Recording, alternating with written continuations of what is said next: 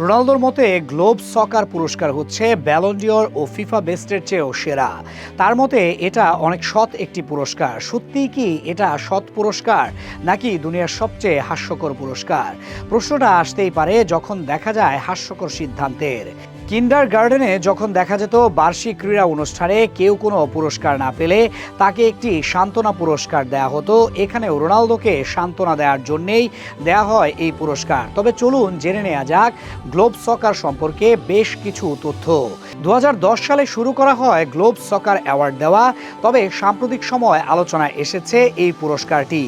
এই পুরস্কার চালু করার অন্যতম কারিগর জর্জ মেন্ডেস, যিনি একসময় রোনালদোর এজেন্ট ছিলেন। মজার ব্যাপার হচ্ছে পুরস্কারের 16 বছরের ইতিহাসে 14 বার তিনি হয়েছেন সেরা এজেন্ট। নিজের পুরস্কার কথা বলে।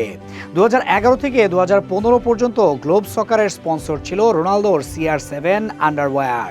সেরা খেলোয়াড়ের পুরস্কার রোনালদো পেয়েছেন 6 বার, মেসি জিতেছেন 1 বার। রোনালদো দাবি করেন চ্যাম্পিয়ন্স লিগ জয়ী খেলোয়াড়ের সেরা খেলোয়াড় হওয়া উচিত, অথচ 2011 সালে ব্যালন ডিওর ও চ্যাম্পিয়ন্স লিগ জেতা মেসি দুবাই ডিওর পায়নি। 2019 সালে রোনালদো ভক্তদের দাবি অনুযায়ী ব্যালন ডিওর জয়ের যোগ্য ব্যক্তি ছিলেন চ্যাম্পিয়ন্স লিগ জয়ী ভ্যান ডাইক, অথচ দুজনকে টপকে এই পুরস্কার জিতে নেন রোনালদো। এই পুরস্কারের আরও একটি স্পেশাল দিক হচ্ছে, যদি কেউ চায় তবে গ্লোব সকার অ্যাপ নামিয়ে ভোট ক্রয় করতে পারবে অর্থের বিনিময়ে। যতদিন রোনালদো ইউরোপে ছিলেন ততদিন বিশ্বের সেরা খেলোয়াড়কে পুরস্কার দেওয়া হতো, তবে রোনালদো সৌদি যাওয়ার পর হতে চালু করা হয়েছে best middle east player award, যা তৃতীয়বারের মতো জয় করেছেন তিনি।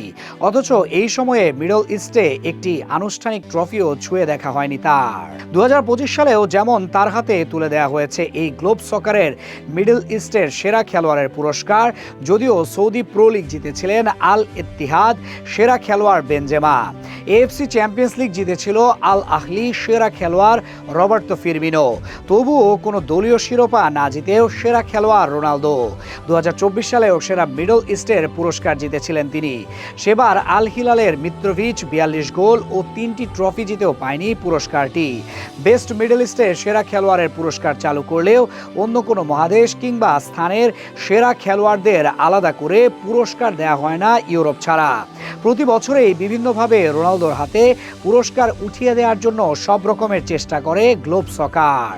2020 সালে রোনালদোর জন্য বানানো প্লেয়ার অফ দ্য সেঞ্চুরির অ্যাওয়ার্ড, অথচ এই শতাব্দীর শেষ হয়েছিল মাত্র 5 ভাগের 1 ভাগ। 2021 সালে রোনালদো কোনো পুরস্কারের যোগ্য ছিলেন না, তবুও তাকে তুলে দেওয়া হয় সর্বকালের সর্বোচ্চ গোলদাতার পুরস্কার। একই পুরস্কার আবারও তাকে তুলে দেওয়া হয় 2024 সালে।